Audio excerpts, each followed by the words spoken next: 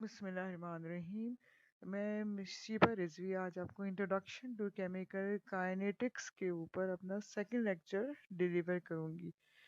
Slide number 2 में आप देख सकते हैं कि जो हमारे आज के लेक्चर की आउटलाइन है उसमें units of rate constant, characteristics of the rate constant और न्यूमेरिकल्स शामिल हैं।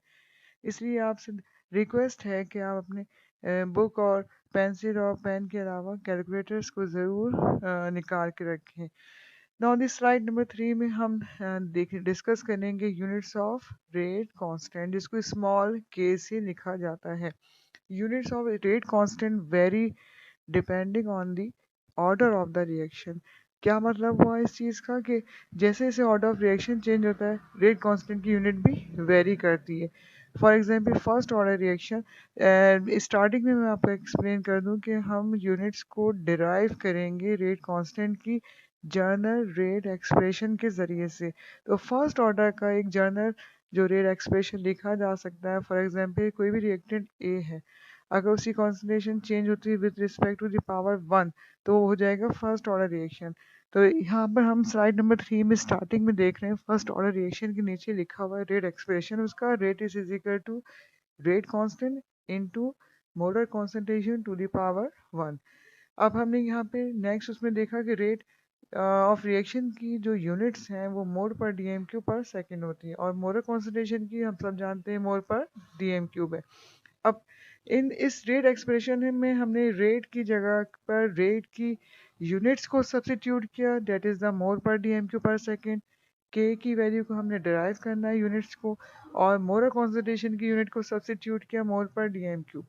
जो हमारे लेफ्ट हैंड साइड के ऊपर मोल पर डीएम क्यूब मौजूद है वो राइट हैंड साइड के ऊपर मौजूद मोल पर डीएम क्यू यूनिट से कैंसिल हो जाएगा। लिहाजा जो फाइनल यूनिट आपके पास आएगी फर्स्ट ऑर्डर की रेट कांस्टेंट की वो सेकंड इनवर्स आएगी, that is the time inverse. यही काम हम करेंगे सेकंड ऑर्डर रिएक्शन के लिए। तो हमने सेकंड ऑर्डर रिएक्शन के नीचे लिखा हुआ देखा है रेट एक्सप्रेशन जो सेकंड ऑर्डर का हो सकता है। तो for example general rate expression second order का यहाँ लिखा है rate is equal to rate constant A की पावर 1 बी की पावर 1, 1 प्लस 1 जब ऐड होते हैं तो एक सेकंड ऑर्डर रिएक्शन बन जाता है। सेम हमने यही वर्किंग की, रेट की जगह के ऊपर रेट की यूनिट को सब्स्टिट्यूट किया, मोल पर डीएम क्यू पर second is equal to K into मोल पर डीएम क्यूब इंटू मोल पर डीएम क्यूब। मोल पर डीएम क्यूब जो हमारे लेफ्ट हैंड साइड पे मौजूद है वो राइट हैंड साइड पे मौजूद एक मोल पर डीएम क्यूब से मुकम्मल तौर पर कैंसिल हो जाएगा और हमारे राइट हैंड साइड के ऊपर एक मोल पर डीएम क्यूब बचेगा। अब ये जो मोल पर डीएम क्यूब है जब वो लेफ्ट हैंड साइड पे शिफ्ट होगा तो फाइनल जो यूनिट हमारे पास रेट कांस्टेंट की आ जाएगी वो बनेगी mole inverse into DM cube पर सेकेंड, और आसानी से इसको हम लिख सकते हैं डीएम क्यूब पर मोल पर सेकेंड। अगर आपको यहाँ पर फिर भी कंफ्यूजन है तो फिर एक दफ़ा सुन लीजिए, एक मोल पर डीएम क्यूब जो हमारे राइट हैंड साइड पर मौजूद है, यहाँ पर मोल मल्टीप्लाई हो रहा है, दूसरी साइड पे जब ये शिफ्ट होगा तो वो डिवाइड हो जाएगा यानी कि मोल इन्वर्स हो जाएगा। यहाँ पर डीएम क्यूब डिवाइड हो रहा है यानी कि इन्वर्स में है, डीएम क्यूब -3 में है। जब डीएम क्यूब -3 दूसरी तरफ शिफ्ट किया जाएगा तो डीएम क्यूब -3 नहीं होगा, डीएम क्यूब 3 हो जाएगा।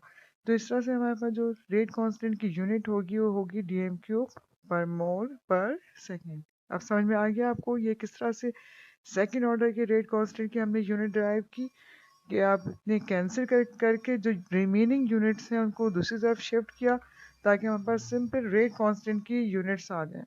Now this slide number 4, slide number 4 पे व्हाट अबाउट दिस रिएक्शन जो क्वेश्चन है, what is the message of this question कि rate is equal to rate constant into a की पावर 1 b की power 2, 1 plus 2 becomes third order. तो इस question में message है कि रेट कांस्टेंट थर्ड ऑर्डर का क्या होगा। तो सेम वर्किंग हमने यही की कि रेट की जगह के ऊपर रेट की यूनिट्स को सब्स्टिट्यूट किया, रेट कांस्टेंट की वैल्यू को हमने डिराइव करना है यूनिट्स को यानी कि, और ए की पावर 1 है तो एक दफ़ा मोल पर डीएम क्यूब लिखा, बी की पावर 2 है तो हमने दो दफ़ा मोल पर डीएम क्यूब इंटू मोल पर डीएम क्यूब लिखा। लेफ्ट हैंड साइड के ऊपर जो मोल पर डीएम क्यूब है वो कम्प्लीटली कैंसिल हो गया है राइट हैंड साइड में मौजूद एक मोल पर डीएम क्यूब के साथ, और जो रिमेनिंग मोल पर डीएम क्यूब इंटू मोल पर डीएम क्यूब है वो जब आपस में मल्टीप्लाई होंगे तो मोल की पावर हो जाएगी स्क्वायर, और डी एम क्यूब जो कि मौजूद है वो जब मल्टीप्लाई होंगे वो बन जाएंगे डी एम क्यूब -6। जब ये डी एम क्यूब -6 दूसरी तरफ शिफ्ट किया जाएगा तो ये डी एम क्यूब 6 हो जाएगा। मोल स्क्वायर जब दूसरी तरफ शिफ्ट किया जाएगा ये बन जाएगा मोल इनवर्स, यानी कि मोल -2।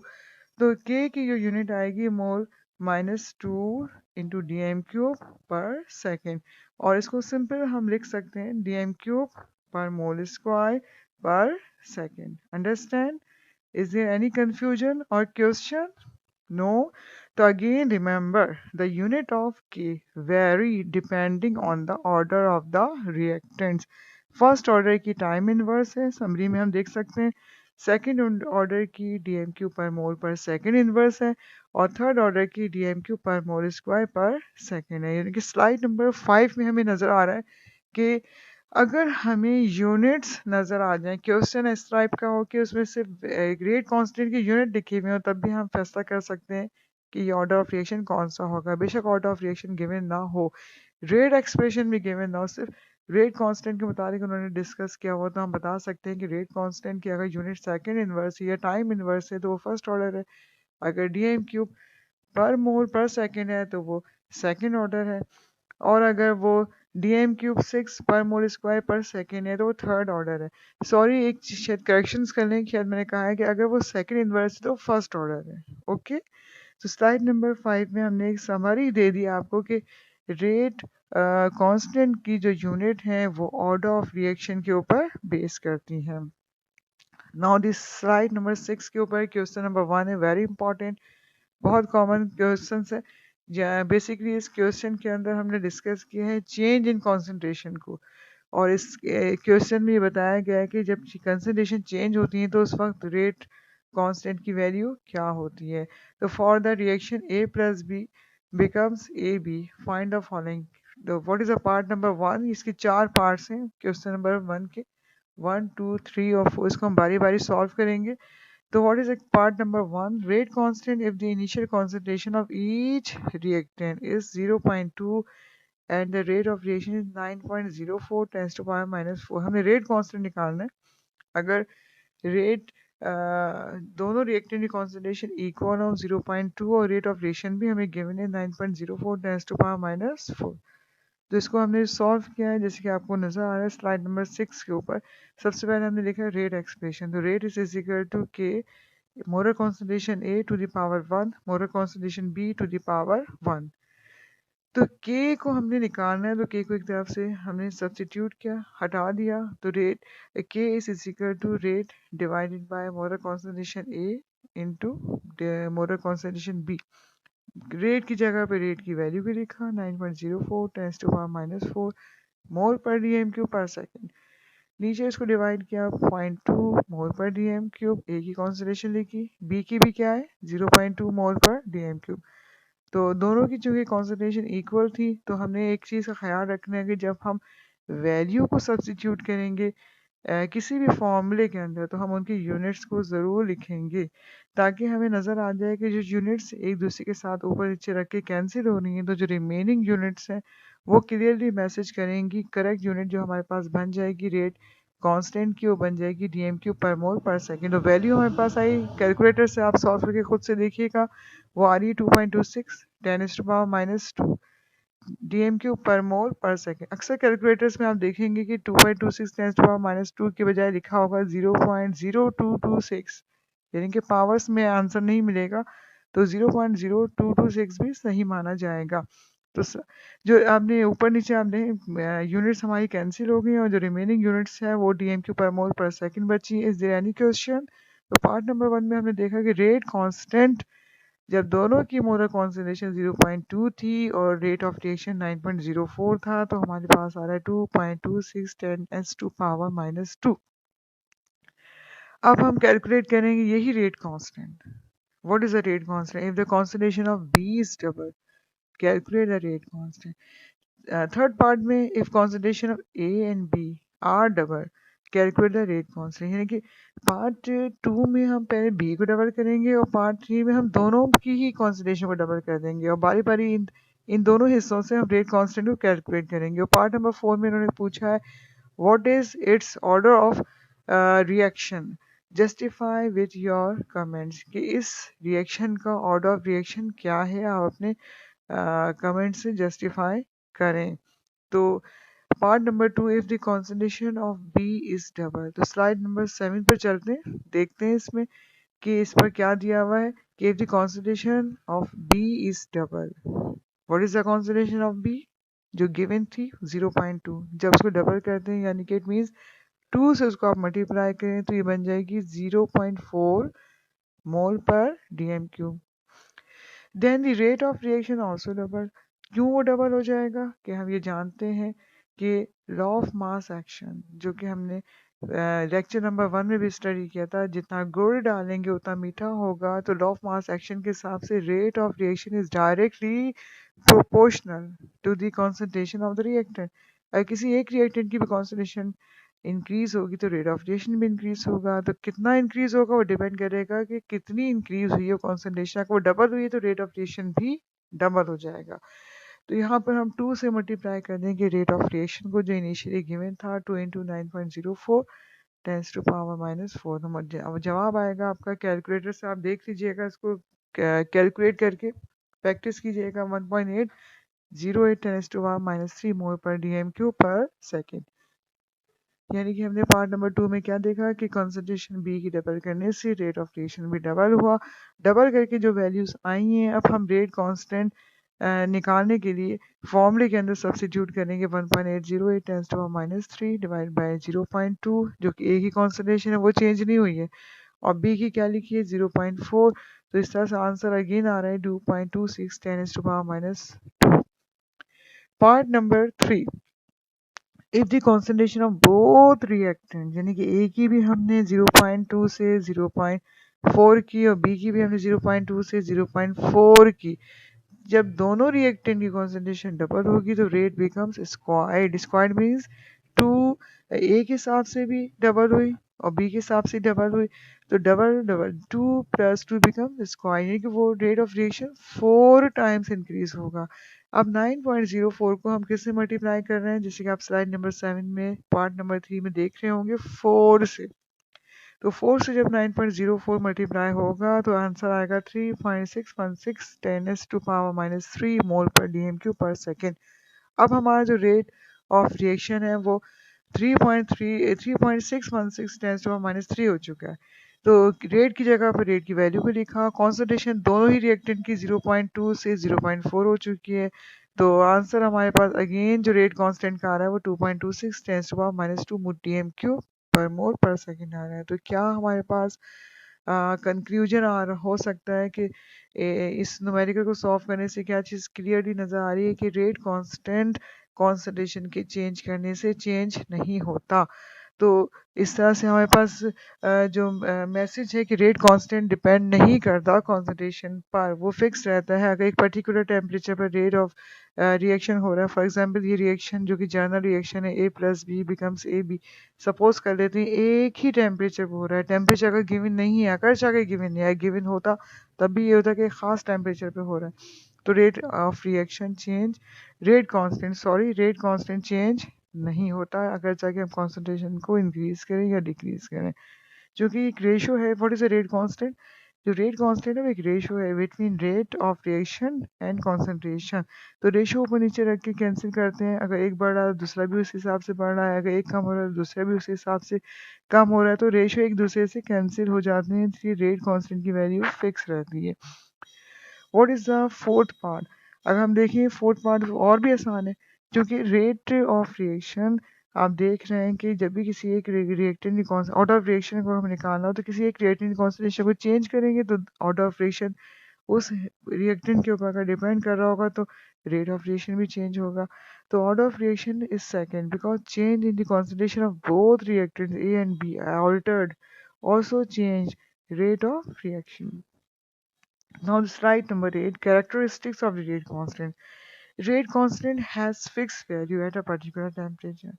Its value varies with temperature, यानी कि टेम्परेचर के चेंज करने से रेट कांस्टेंट चेंज होता है, और एक ख़ास टेम्परेचर पर अगर रिएक्शन हो रहा हो तो रेट कांस्टेंट फिक्स रहता है, और it's value at a temperature remains constant when the concentration of any और रिएक्टेंट इस चेंज, जैसे कि हमने क्वेश्चन नंबर 1 में देखा कि एक ही टेम्परेचर पर अगर रिएक्शन हो रहा है तो कॉन्सेंट्रेशन के चेंज करने से रेट कांस्टेंट की वैल्यू चेंज नहीं होती। तो स्लाइड नंबर 8 आपकी समझ में आ गई। ये चंद पॉइंट्स हैं जो रेट कांस्टेंट के। स्लाइड नंबर 9 में भी हम देखेंगे टेम्परेचर एंड के। तो टेम्परेचर और रेट कांस्टेंट आपस में डायरेक्ट नहीं है। तो as a rule when the temperature increases so does the rate. Generally for every 10 degree increase the rate doubles. So look at the following rate equation. Rate is equal to K into A into B. If we increase, suppose आपके सामने question है, अगर हम increase कर दें temperature of A and B, तो what happens to the concentration? Nothing. Temperature के change करने से कॉन्सेंट्रेशन पे कोई फर्क नहीं पड़ता, बिकॉज देयरफॉर हम कह सकते हैं कि temperature only affects rate constant. इस रेट एक्सप्रेशन में हम देख रहे हैं तो टेम्परेचर के इंक्रीज करने से रेट ऑफ रिएक्शन क्यों डबल हो जाता है? क्योंकि टेम्परेचर के इंक्रीज करने से काइनेटिक एनर्जी डबल होती है, फ्रीक्वेंसी ऑफ कोलिजन डबल हो जाता है, जिससे रेट ऑफ रिएक्शन भी डबल हो जाता है। इसको हम मज़ीद डिस्कस करेंगे factors of rate of reaction की वाले लेक्चर के साथ कि रेट कांस्टेंट का और टेम्परेचर के आपस में क्या रिलेशनशिप है। तो slide number 9 is clear. Okay, now the slide number 10 एक और क्वेश्चन है, क्वेश्चन नंबर 2। बहुत ही इंपॉर्टेंट, थोड़ा सा शायद आपको मुश्किल भी लगे, तो अपने आप को अटेंटिव रखते हुए इस न्यूमेरिकल को पहले गौर से स्टडी कर लें। The rate constant for the decomposition of nitrogen dioxide in the equation, two molecules of nitrogen oxide after decomposition converts into nitrogen monoxide and oxygen. Rate constant is 1.8 10 to power minus 3 dmq per mole per second। चूंकि second order का reaction है तो आपको unit भी नजर आ रही है, dmq per mole per second। What is the initial rate of 0.75 molar nitrogen dioxide? पहला part. So what is the rate constant when the initial concentration of nitrogen dioxide is double? It is the second part. Okay? पहले हम निकालेंगे initial rate. तो initial rate जो पहला part है उसको निकालने के लिए हम देखते हैं रेट कांस्टेंट 1.8 डेटा बना लेते हैं। 1.8 tens to power minus 3 dmq per mole per second। Nitrogen dioxide की जो कॉन्सेंट्रेशन इनिशियली गिवन है 0.75 मोलर मीन्स 0.75 मोल पर डीएम क्यूब। इनिशियल रेट हमने निकालना है। ओके, तो rate expression is equal to rate is equal to K into nitrogen dioxide to the power 2। Nitrogen dioxide की power 2 क्यों लगाए? क्योंकि यहाँ पर बैलेंस इक्वेशन में नाइट्रोजन डाइऑक्साइड के जो कोफिशिएंट थे, स्टिक्योमेट्रिक जो कोफिशिएंट थे वो 2 थे। तो नाइट्रोजन डाइऑक्साइड के मॉलिक्यूल के ऊपर पावर क्या लगा दी? स्क्वायर शेप ब्रैकेट के ऊपर पावर क्या लगा दी? 2। तो ये रेट एक्सप्रेशन आपने सबसे पहले लिखा सोल्यूशन जब स्टार्ट किया। इस रेट एक्सप्रेशन में आपके पास रेट मौजूद नहीं है, ये निकालना है। What is the initial rate? K की वैल्यू गिवन है, नाइट्रोजन डाइऑक्साइड की वैल्यू गिवन है। तो आपने के की जगह 1.8 tens to power minus 3 units के साथ लिखिएगा, वो वैल्यू लिखी और नाइट्रोजन डाइऑक्साइड की जगह उसकी वैल्यू लिखी 0.75 मोल पर डीएम क्यू, फिर इसका स्क्वायर लिया, फॉर्मूले का स्क्वायर। तो वैल्यूज को जब आपने सॉल्व किया मल्टीप्लाई करने के बाद तो आपके पास रेट ऑफ रिएक्शन आ रहा है 1.0125 10 टू पावर माइनस 3 मोल पर डीएम क्यू पर सेकेंड। ये इसका आंसर हो गया। पहले पार्ट का आंसर क्या हुआ? 1.0125 10 टू पावर माइनस 3 मोल पर डीएम क्यू पर second. Now the second part, when concentration of nitrogen dioxide double, again यहाँ पर हम गौर से देखें तो ये concentration का पैरामीटर अगर हम चेंज कर रहे हैं तो यकीनन रेट ऑफ रिएक्शन भी चेंज हो रहा है। तो कॉन्सेंट्रेशन का इफेक्ट हम डिस्कस कर रहे हैं, इसको हम फैक्टर्स में फिर देखेंगे। When concentration of nitrogen dioxide is double, तो 0.75 जो कि इनिशियली गिवन थी उसको हमने 2 से मल्टीप्लाई किया तो 1.5 मोलर इसका आंसर आया। Then the rate also increase by square time. अब यहाँ पर आप ज़रा गौर से देखें क्योंकि फॉर्मूले के अंदर नाइट्रोजन डाइऑक्साइड का जो फॉर्मूला से रेट एक्सप्रेशन का फॉर्मूला देख रहे हैं, नाइट्रोजन डाइऑक्साइड की पावर क्या है? 2 है। तो अगर उस नाइट्रोजन डाइऑक्साइड की इनिशियल कॉन्सेंट्रेशन 1 है और उसको हम डबल करें तो 2 2 से क्या होगा? 4। तो rate of reaction with respect to the concentration of the nitrogen dioxide वो स्क्वायर टाइम्स इंक्रीज होगा, डेट इज 4 टाइम्स। तो आपने रेट ऑफ रिएक्शन को जो कि ऊपर वाले फर्स्ट पार्ट में निकाला 1.0125, उसका आपने किससे मल्टीप्लाई किया, 4 से। क्यों 4 से मल्टीप्लाई किया, क्योंकि कॉन्सेंट्रेशन नाइट्रोजन डाइऑक्साइड की with respect to the power 2 जो जब वो डबल हुई तो 2 टू ज़ 4 यानी कि 4 टाइम्स आपका रेट ऑफ रिएक्शन इंक्रीज हो रहा है। तो आंसर आ रहा है 4.05 10 टू पावर -3 मोल पर DMQ पर second.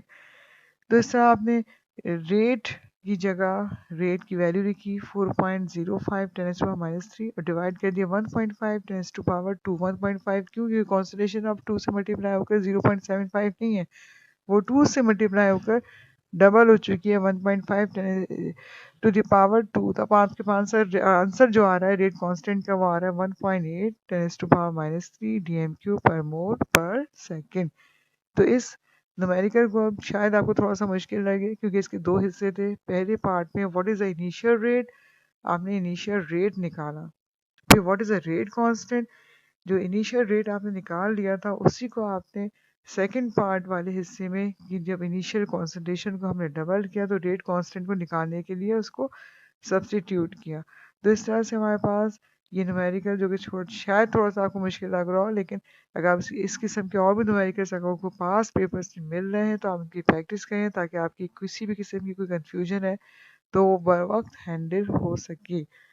Now the last is for the question number 3 for the decomposition of ethyl chlorocarbonate ClCOO2H5 ethyl chlorocarbonate जब वो डिकम्पोज होता है तो कार्बन डाइऑक्साइड और क्लोरीन में टूट जाता है। उसमें इस रिएक्शन में रेट कांस्टेंट गिवन है 1.3 10 टू पावर -3 सेकंड इनवर्स। यहाँ रेट कांस्टेंट की यूनिट सेकंड इनवर्स क्यों गिवन है एट 200 डिग्री सेंटीग्रेड, क्यों सेकंड इनवर्स गिवन है, क्योंकि ये फर्स्ट ऑर्डर रिएक्शन है।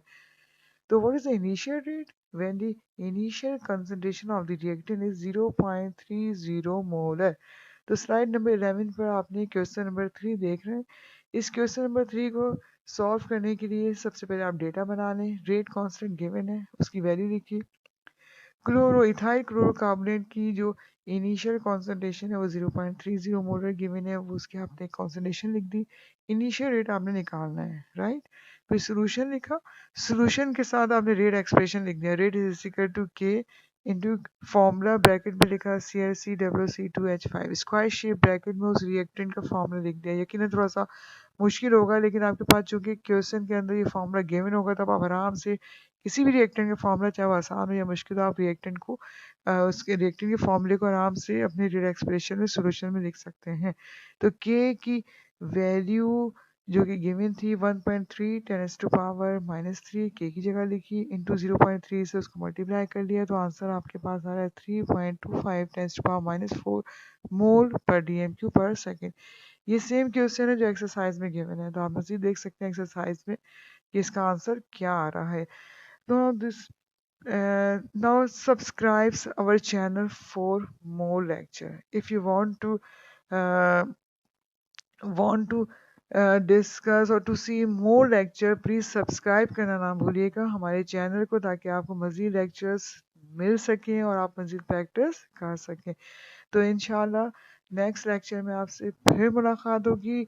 नेक्स्ट लेक्चर नंबर 3 में हम मज़ीद मैं कोशिश करूँगी जैसे कि लोगों की डिमांड भी है कि न्यूमेरिकल्स को डिस्कस करें, तो सबसे पहले तो मेरी कोशिश होगी न्यूमेरिकल्स को मैं मज़ीद क्लियर करूँ, डिस्कस करूँ और साथ साथ जो एक अहम लेक्चर है जो कि इस साल का इम्पॉर्टेंट लेक्चर भी माना जा रहा है वो factors affecting the rate of reaction, उनमें जो ख़ास फैक्टर्स हैं जिनकी डिटेल रिक्वायर्ड है रीजंस में और डिफरेंसेस में वो हम डिस्कस कर लेंगे, फिर न्यूमेरिकल्स के ऊपर भी आ जाएंगे। तो चैप्टर नंबर 8 को अगर हम देखें फाइनली फैक्टर्स जब डिस्कस हो जाएंगे तो चैप्टर नंबर 8 ऑलमोस्ट फिनिश हो जाएगा। तो इस तरह से हम बाद में मज़ीद न्यूमेरिकल्स और डिफरेंसेस को डिस्कस करते रहेंगे अपने चैप्टर लेक्चर नंबर 4 के साथ। तो लेक्चर नंबर 3 में हम डिस्कस करेंगे factors affecting the rate of reaction. तो थैंक यू सो मच। जो भी कंफ्यूजन हो, जो भी रिलेटेड क्वेश्चन हो, प्लीज़ अपने कमेंट्स में ज़रूर सेंड कीजिएगा। अल्लाह हाफ़िज़।